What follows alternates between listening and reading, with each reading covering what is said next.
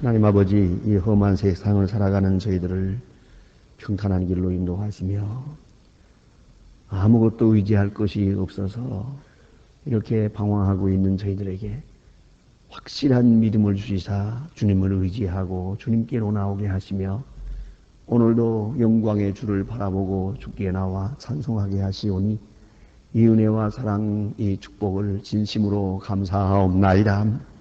하나님 아버지, 고통의 몽해를 메고 시달리는 저희들입니다. 그 사정을 주께서 아실 것입니다. 우리에게 새로운 용기를 주시사 이 모든 시련을 넉넉히 이길 수 있도록 지혜와 권능과 권세를 더해 주시기를 기도하옵나이다.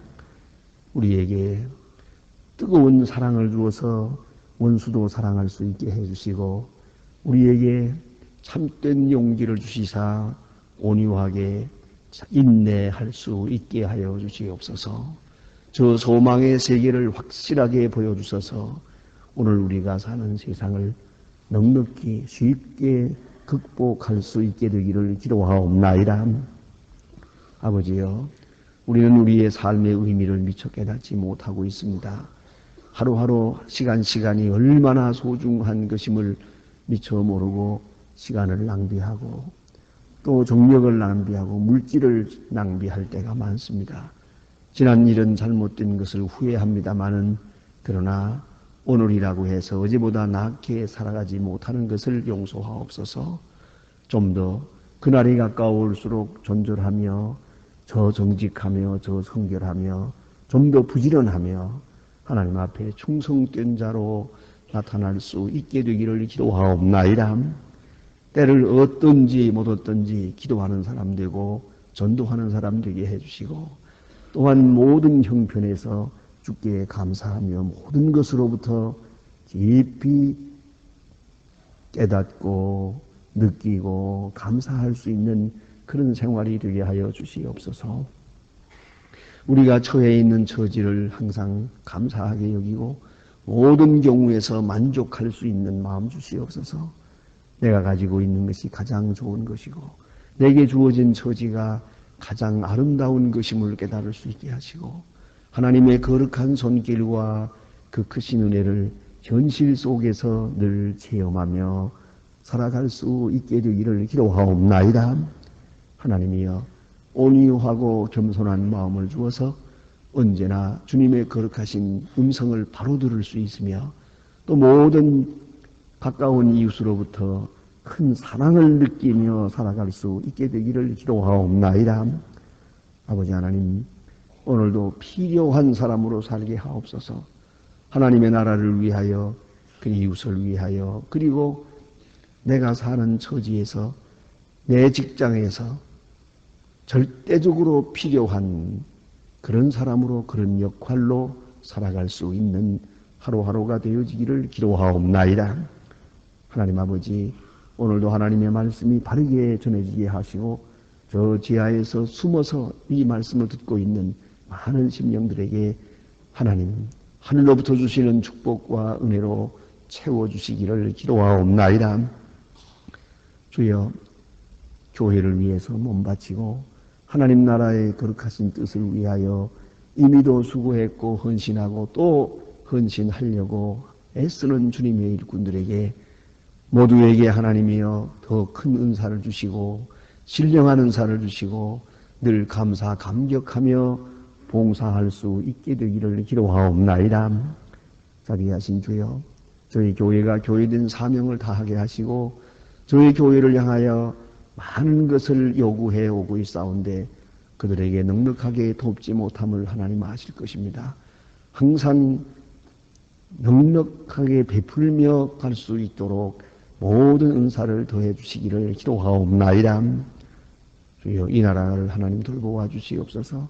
이 교리로 하여금 하나님 앞에 지실 때에 서게 하시고 모두가 다 주님 앞으로 돌아오게 하옵소서.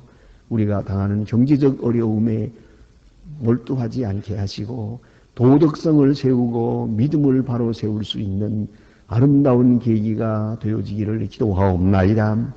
하나님 아버지, 대통령이나 혹은 국회의원들이나 그 모두가 다 당리당략이나 사리사욕을 버리고 진실로 하나님 앞에 정직하고 진실로 이 민족을 사랑하며 이 나라를 위해서 일할 수 있게 되기를 기도하옵나이다. 밝은 총명과 지혜를 주시고 때로는 용기를 주어서 이 어려운 난국을 바로 타개해 나갈 수 있게 하시며 온 국민이 하나 되어 서로 신뢰할 수 있는 아름다운 미래를 창출하게 하여 주시옵소서. 자비하신 주여, 저 북녘 땅에도 소속히 자유를 주시고 철의 장막을 거두어 주시옵소서. 고난의 행진을 멈추게 하시고 그 어려움과 가난과 질병과 배고픔에서 건져 주시기를 기도하옵나이다. 우리로 하여금 저들을 외면하지 않게 하시고 우리가 돕고 있는 이 아름다운 예물이 그들에게 큰 위로와 힘이 되게 하여 주시옵소서. 하나님 아버지, 오늘도 해외에 있든지 여행 중에 있든지 군문에 나가 있는 젊은이들이나 공부하는 자녀들 또한 수험생들 하나하나 돌보아 주시고 눈동자와 같이 지켜주시옵소서. 병중에 있는 분들 주님께서 친히 병상을 방문해 주시기를 바라며 슬픔을 당한 가정에 큰 위로를 더하시옵소서. 주여 이 날이 복되게 하시고 주와 함께하며 주의 이름으로 모이는 모임과 주의 이름으로 섬기는 일들이 다 하나님께만 영광 되게 하여 주시옵소서. 주 예수 그리스도의 이름으로 기도하옵나이다. 아멘. 하나님의 말씀 오늘도 계속해서 시편 102편 보겠습니다. 시편 102편입니다.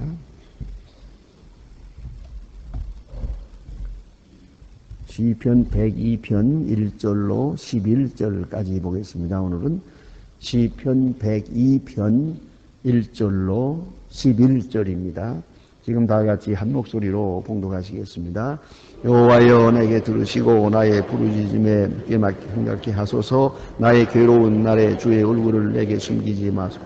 나의 귀를 기울이사 내가 부르짖는 날에 속히 내게 응답하소서. 대저 내 날이 연기같이 소멸하며 내 뼈가 냉과리같이 탔나이다.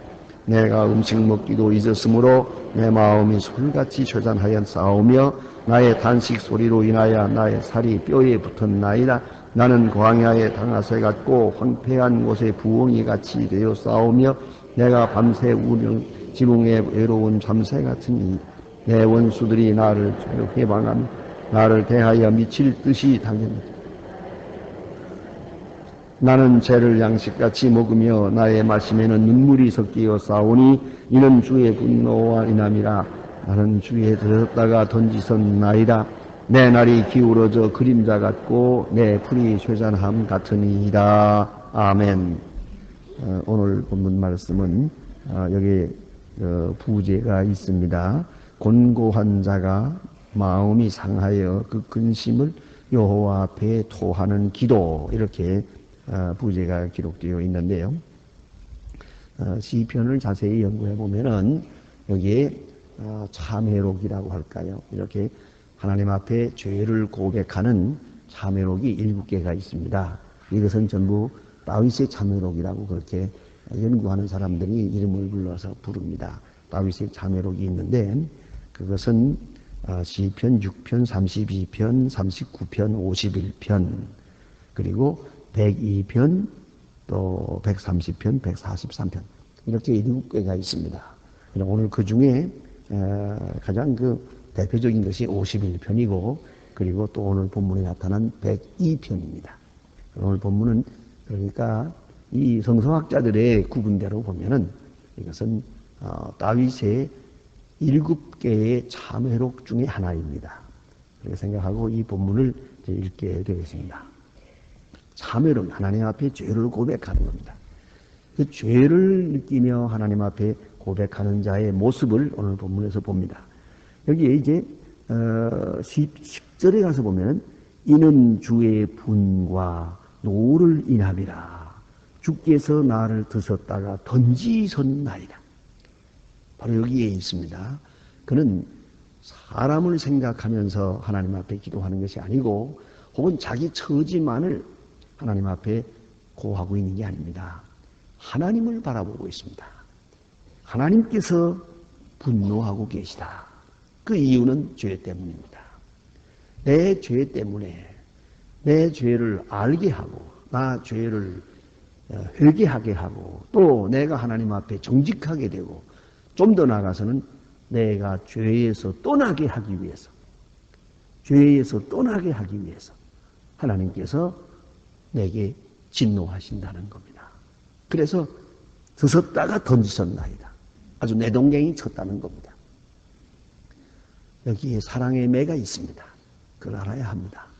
자, 이제 고난이 아니고는 죄를 깨닫지 못하는 사람이 있습니다. 그런 사람이 많습니다. 일반적으로 그렇습니다. 그래서 마음이 가난한 자가 복이 있는 겁니다. 마음이 부한 사람, 넉넉한 사람, 형통하는 사람, 출세한 사람 절대로 자기의 잘못을 뉘우치지 않습니다. 혹 무슨 일이 있더라도 그건 다 보다 더 밝고 보다 더 큰 일을 위한 방법이요 수단이라고 생각하고 과정이라고 생각합니다. 다 결과에 의해서 정당화해 버립니다. 그런 거로 회개가 없습니다. 뉘우침이 없습니다. 자, 이런 사람을 회개시키려면 이 교만한 사람을 회개시키려면 부득불 실패하게 할 수밖에 없어요. 내 동경이 칠 수밖에 없어요. 때로는 병들게 할 수밖에 없어요. 병들고야 비로소 진실하게 회개합니다. 이 회개가 있어요. 회개하고 또 어떤 때는 뉘우쳐요. 잘못됐다는 걸 알아요. 뻔히 알고 있습니다. 이래서는 안 된다, 이건 안 된다 하면서도 또 그 길로 가요. 여전히 거기 머물러 있어요. 이것 또한 하나님께서 손을 봐야 됩니다. 하나님께서 직접 역사하지 않으면 그거 못 떠납니다. 하나님께서 끊게 해주지 않으면 못 끊습니다. 우리가 분명히 인정할 수밖에 없습니다. 그 교만함과 오만함, 또 그 미련한 그 이미 잘못된 행위에 익숙해졌어요. 학술적인 용어를 빌리면 culturalization이라고 합니다. 문화화되어 버렸어요. 습관이 되어 버렸어요. 체질이 되어 버렸어요. 이거는 강한 심리학적인 용어로 말하면 강한 충격 요법이 아니고는 헤어나지 못해요. 그래서 나오지 못합니다. 그걸 알아야 됩니다. 제가 누구라고 안 합니다만은 참 어렸을 때부터 한평생 꽤 나이 많도록 술을 좋아했다 그래요. 아주 술로서는 아주 유명한 사람. 그저 뭐 안전한 선한 거죠. 술 좋아했는데 어느 날 술을 다 끊었어요. 그리고 어떻게 끊었냐? 그거 당신이 술을 끊다니 술을 굉장히 즐기는 사람이거든요. 그런데 술을 끊었어요. 이유는 간단해요. 의사가 이제 더 술 먹으면 죽는다 그랬거든. 그러니까 이제 꼼짝 못하는 거예요. 자, 그건 자기 의지로는 못 끊어요. 자기 생각으로는 절대 불가능해요. 근데 이런 큰 사건을 통하여 큰 병을 통해서 그로 하여금 끊도록 돼요. 그래서 저는 이렇게 생각합니다. 하나님의 말씀이 전해지고 성령이 감동하고 거기까지 늘 생각했습니다. 저는. 그러면 다 사람이 바로 될 거라고. 아니에요. 하나님이 손을 좀 봐야 돼요. 그 세 번째가 중요해요. 하나님이 직접 사건을 통해서 아주 구체적인 사건을 통해서 확 벌려놔야 돌아가지 깨닫는 것만 가지고는 안 돼요. 느끼는 것만 가지고도 안 되더라고요. 우리가 알아야 합니다. 그래서 오늘 여기 보니까 주께서 나를 분내심에 노하면서 나를 들었다가 던지셨나이다. 내 동경이 쳤어요. 여기서 이제 비로소 자기 자신을 알게 됩니다. 비로소 죄에서 떠나게 됩니다. 하나님 앞에 참회의 기도를 드립니다. 아주 그 밑바닥에서 인생 가장 밑바닥에 떨어져가지고 하나님 앞에 지금 호소하고 있습니다. 하나님 앞에서 하나님과 나와의 관계에서 호소합니다. 지금 여기 본문에 보는 대로 그는 아무도 원망하지 않습니다. 누구 때문이라고 생각하지도 않습니다. 있는 처지 그대로 받아들입니다. 그리고 하나님 앞에 회개하는 모습을 볼 수 있습니다. 그 회개의 모습에서 먼저 생각할 것은 우리 회개하는 사람, 신앙의 사람으로서는 가장 큰 고통이 뭐냐면 기도가 막히는 거예요. 이게 바로 영적 고난이라는 것이죠. 예수님께서 십자가에 지실 때에도 못을 박는 거 아프지요. 매달리는 것도 아프지요. 창으로 찌르는 것도 아프지요. 이게 얼마나 고통스럽겠습니까마는 그 고통은 육체적인 것이에요. 엘리 나마 사박다니, 하나님이여 하나님이여 어찌하여 나를 버리시나이까. 그건 영적 고통이에요. 그걸 알아야 합니다. 육체적 고통은 그 약과예요. 아직도 육체적 고통에 매여서 쑤시고 아프고 외롭고 그거 가지고는 고통이 아니에요. 진짜 영적인 고통은 하나님이 내 기도를 들으시지 않는 거예요. 하면 하나님이 외면하시는 거예요. 하나님이 나를 버리셨다고 느껴지는 거예요. 바로 그것이 제일 고통스러운 거예요. 설사 세상이야 뭐라고 하든 몸이야 썩어가든 말든 하나님이 내 편에 서고 하나님이 나를 사랑한다고 한다면 문제가 안 돼요. 어제도 어떤 분 만났는데 얼마간의 손해를 봤대요. 그래서 그런 얘기를 하는 거예요. 요새 제가 하나님의 사랑의 매를 세게 맞았습니다. 사랑의 매를 세게 맞았습니다. 그러더라고요. 여러분 그걸 아셔야 돼요. 내 영적으로 고통되는 것은 기도가 응답지 않는 것이요. 또 하나는 주의 얼굴을 내게서 숨기시고 주께서 얼굴을 돌렸어요.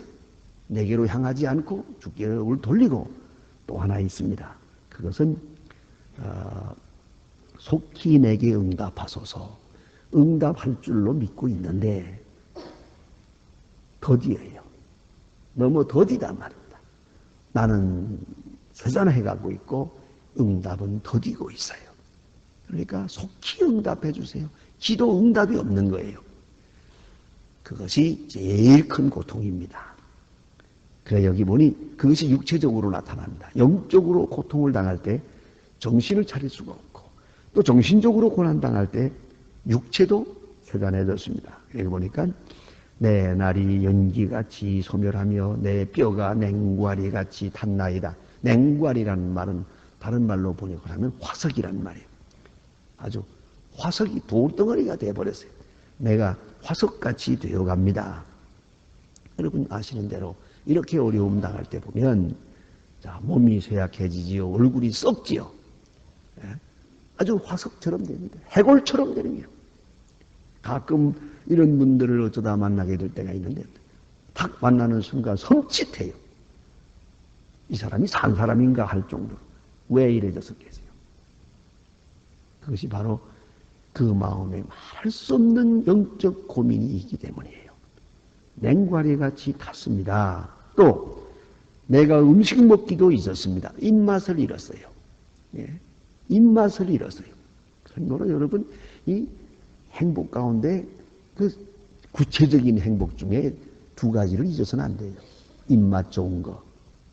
또 하나는 잠 잘 오는 거. 여러분 입맛 없고 잠 안 오면 어떻게 되는지 아세요? 그러면 이렇게 풀같이 초잔해지는 거예요. 시간 맛있게 먹을 수 있다는 거 음식이야 뭐든지 간에 그거 감사한 일이고요. 아무 때나 어떤 문제에 부딪히더라도 편안하게 잠을 잘 수 있다는 거. 어쨌든 잠을 잘 정도의 고민이라면 그건 고민이 아니에요. 진짜 고민은 절대 잠이 안 오는 거죠. 눈을 감아도 빤한 거죠. 그리고 한 보름 지나가면 눈이 빨개지고 온몸이 전부 다 아주 비틀어지는 거예요. 잠잔다는 게 얼마나 중요합니까? 그래서 성경에 사랑하는 자에게 잠을 주신다. 그런데 문제는 교회까지 와서 자니까 문제지만 그래도 잠은 자는 거. 어쨌든 잠 오는 건 좋은 거야. 그거는 좋은 겁니다. 여기 보니까 음식 먹기도 있었습니다. 입맛이 떨어졌어요. 그래서 내 마음이 풀같이 쇠잔했습니다. 또 나의 탄식 소리로 인하여 내 살이 뼈에 붙었나이다. 탄식 소리. 그저 한사라사라 끙끙 한숨을 탄식을 하게 됐다. 다음에 보니 나는 광야의 당아새 같고 그랬어요. 당아새. 당아새란 말이 있고 여기 또 부엉이 같이 하는데 당하세라는 말은 당하세라고도 하고 때로는 올빼미라고도 합니다. 이 부엉이라는 말은 되게 이 부엉이하고 이제 당하세하고는 사촌이에요. 비슷비슷해요. 이놈들은 나뭇가지에 앉아서 낮에는 졸고 앉았다가 밤에 이 야행성이요. 밤에 여기저기 돌아다니면서 그저 여기 쥐를 잡아먹고 삽니다. 이것이래요. 왜 우리는 낮에는 아주 졸리고 밤에는 잠을 잘 수가 없어요. 그래서 마치 부엉이 같습니다. 밤에 너무 고통스러워서 밤을 새우게 되니까. 그래서 하는 말입니다. 부엉이 같습니다. 당하새 같습니다. 또 어떤 때는 밤을 새우니 지붕 위에 외로운 참새 같습니다. 그리고 그 다음 말씀이 구체적입니다. 내 원수들이 종일 나를 회방하며 그랬습니다. 이것이 정신적으로 파급되는 영향입니다. 원수. 여러분을 괴롭히는 사람, 못살게 구는 사람, 내게 손해를 끼친 사람, 또 오늘도 그저 한마디로 원수 같은 사람. 눈에 보입니까? 안 보입니까? 원수 같은 사람이 있습니까? 없습니까? 그게 중요한 거예요. 언제나 있지요, 있기는. 하지만 내가 넉넉할 때는 안 보여요. 내가 행복할 때는 다 좋아요. 그 원수 같은 것도 다 합동하여 선을 이루는 것 같아요. 그거 아무것도 아니에요. 왜요? 넉넉히 이길 수 있으니까. 넉넉히 이기니까 그걸 초연하게 돼요. 초연하고 초월하게 된다는 말입니다.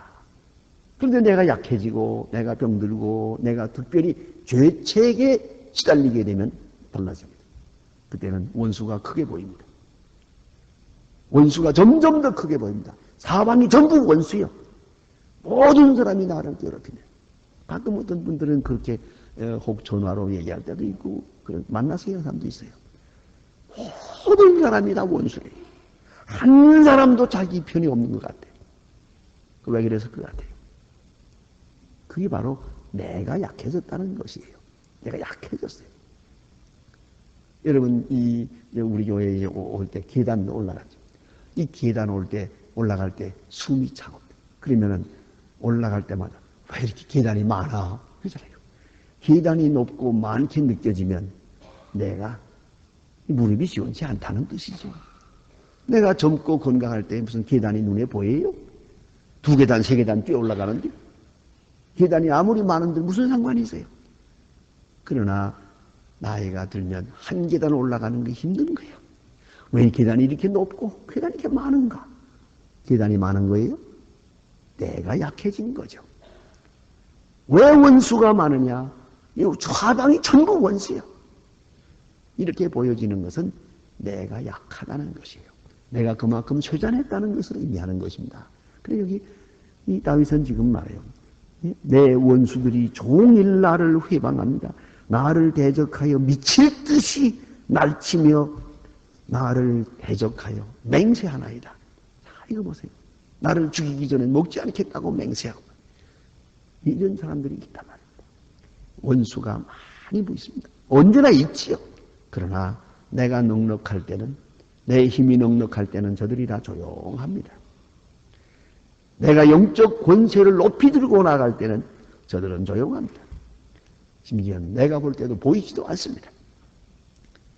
어디에 있는 것 같지도 않아요. 그러나 내가 약해지고 내가 죄 중에 있고 내가 깊이 구렁에 빠져들어갈 때는 사면 초과예요. 누가 원수예요. 누가 나를 괴롭히는 사람이요. 그래서 늘 말입니다만 여러분 교회에 나오실 때나 사회생활할 때나 모든 사람이 다 아름답고 반갑고 너무 좋고 저 만나는 사람마다 반가워요. 참 이렇게 고마운 분들이다 이렇게 느껴지면 내 지금 은혜 수준이 괜찮은 줄 아세요? 그러나 이 사람 만나는 것도 부끄럽고 저 사람 만나는 건 피하고 싶고 가급적이면 안 봤으면 좋겠고 전화만 오면 가슴이 덜컹하고 그러면 병든 거예요. 이런 것이 다 잘못된 거죠. 오늘 여기 보니까 원수가 사방에 있습니다. 언제나 있는 거예요. 그러나 원수로 보이고 원수로 느낀다는 것은 나 자신이 얼마나 나약해졌음을 말하는 것이옵니다. 그래서 나는 죄를 양식같이 먹으며 나의 마심에는 눈물이 섞이었습니다. 얼마나 기맥힌 얘기입니까? 나의 눈물로 음식을 먹을 때도 눈물을 먹는다. 문자 그대로요. 이것이 참회입니다. 그래서 11절에 말합니다. 내 날이 기울어져 그림자 같고 내가 풀의 쇠자나무 같으니이다. 이제 이대로 살다가 이 슬픔 속에서 끝나는가 보다 생각됩니다. 다시 회복될 것 같지 못하다. 이대로 살다가 이대로 세상을 마칠 것 같아요. 왜요? 병들었으니까. 마음도 몸도 병들었는데 이런 처지에서 회복이라는 것을 생각할 수가 없어요. 욥이 그랬지 않았습니까? 어떻게 이 회복할 수 있을까? 이제는 희망조차 잃어버렸어요. 풀과 같이 쇠잔할 것입니다. 이렇게 될 것입니다. 그게 참회입니다. 하나님 앞에 안전한 마음으로 기도합니다. 그러나 하나님은 이렇게 회개하는 자를 기뻐하십니다. 이렇게 회개하는 거기에서 일으키십니다. 여기서 하나님은 만나주십니다. 하나님은 그를 통해서 영광을 나타내 주십니다. 그걸 잊지 말아야 합니다. 하나님은 교만한 자를 물리치시고 참회하는 심령을 절대로 물리치지 않습니다. 참회하는 자를 반드시 진실한 참회, 하나님이 원하시는 수준에까지 딱 도달하면 기적적으로 그를 일으키시는 것을 볼 수 있습니다. 여기에 하나님의 은혜가 있는 것입니다. 기도하십시다.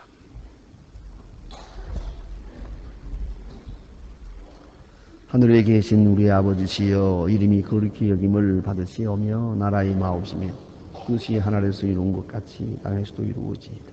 오늘날 우리에게 일용할 양식을 주옵시고 우리가 우리에게 죄진 자를 사해 준 것 같이 우리 죄를 사해 주옵시고 우리를 시험에 들게 하지 마옵시고 다만 악에서 구하옵소서. 내 나라와 권세와 영광이 아버지께 영원히 있사옵나이다. 아멘. 아멘. 자, 이로 기도하시다가 돌아가시겠습니다.